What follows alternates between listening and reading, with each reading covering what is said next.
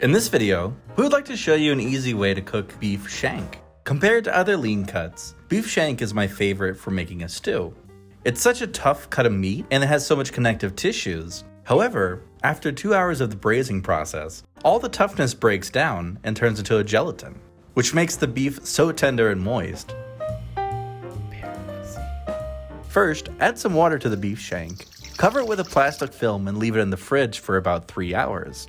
This will soak out the majority of the blood from the meat and less foamy parts when cooking. Remove it from the bloody water, use a paper towel to pat dry the beef, and chop it into small pieces. Toss some oil, and then transfer the beef to a baking sheet.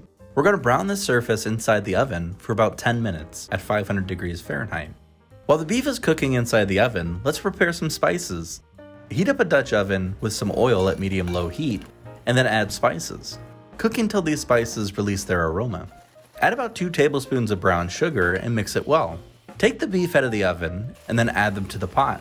To season, add 3 tablespoons of rice wine, a 1/4 cup of soy sauce, 2 tablespoons of dark soy sauce, and 2 tablespoons of oyster sauce. Mix this well and then add about 2 cups of water to cover everything inside the pot. Once it boils, use a spoon to remove the foamy part. Cover it with a lid and let it cook for 1 hour at low heat.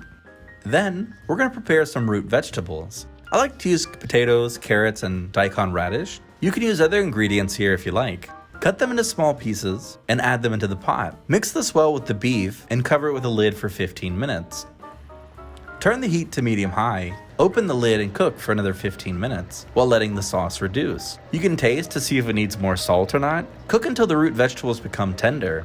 Lastly, transfer it all into a bowl and sprinkle spring onion, and voila, it's done! The beef has become so tender and all the vegetables absorbed all the nice flavor.